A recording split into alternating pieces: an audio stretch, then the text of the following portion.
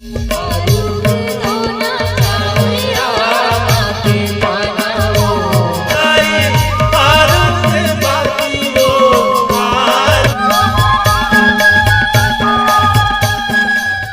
जन के है एक जन काय चुरेलिन दाई बोइर के गाय बाय एक जन के है फाक गीत गाही के और एक जन के है आरू कलसा दाई वाला गाही के और एक जन कही हमार पुराना गीत डंडा गीत है तो डंडा गीत लगावे गुरुजी ऐसे ही कहे है अब अपरा कन हवा और गाना एक ठन है तो थोड़ी सी खुशी की चाह करते हैं, बस एक छोटी सी फरियाद करते हैं। आज फिर बैठे हैं मधुर गीत की इंतजार में, जरा पता तो चले कि आप किस गीत से समाप्त करते हैं। बोलिए लखन श्री रामचंद्र की जय।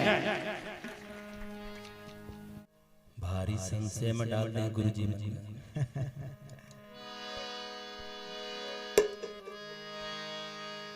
अब बोला तो अनु शर्मा जी है आवाज दे रही से आदरणीय,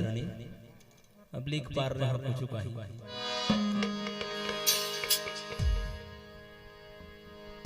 हारूंगी कल सादाई हारूंगी बातियों हारूंगी दिया न जला दाई वो आरुग दिया न जला आरुग है कलसा आरुग बाती वो आरुग दिया न जला दाई वो आरुग दिया न जला आरुग कल दादाई आरुग बाती वो आरुग दिया न जला दाई वो आरुग दिया न जला दादाई आरुग बाती वो आरुग दिया न जला दाई वो आरुग दिया न जला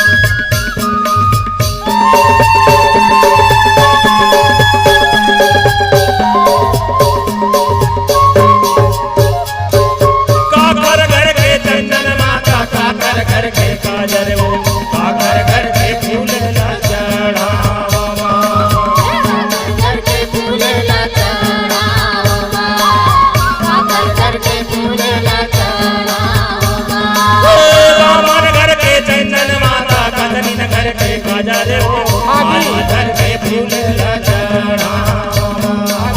माली घर पे फूल लगाना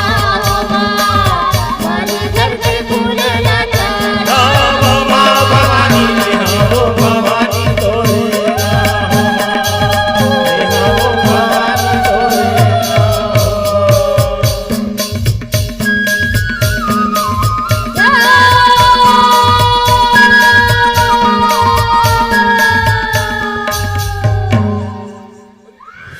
हमन तो गावत है तू मन काबर चढ़े असल करत हम आता हो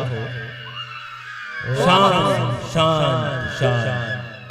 जेकरे डर रही से तौने हो गए। अब वही लग कहत रहे कि आरूप कल सब कह दे रहा तो हम आरूप में आगे रहे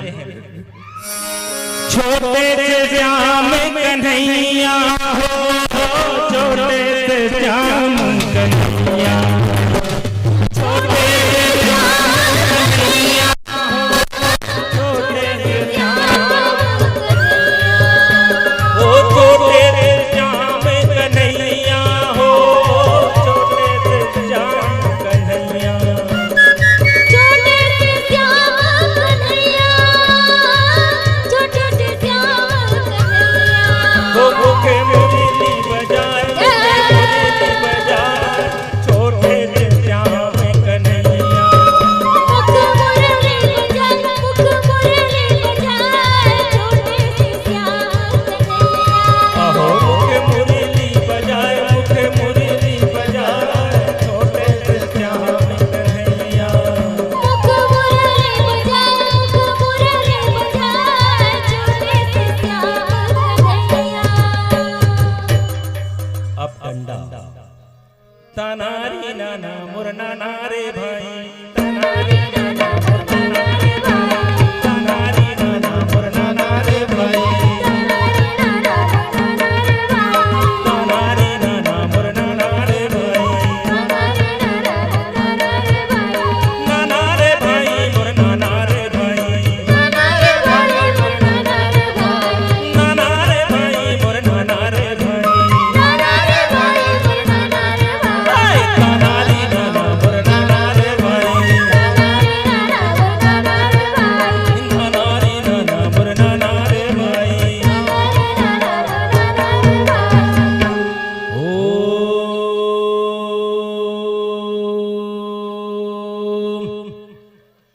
ओम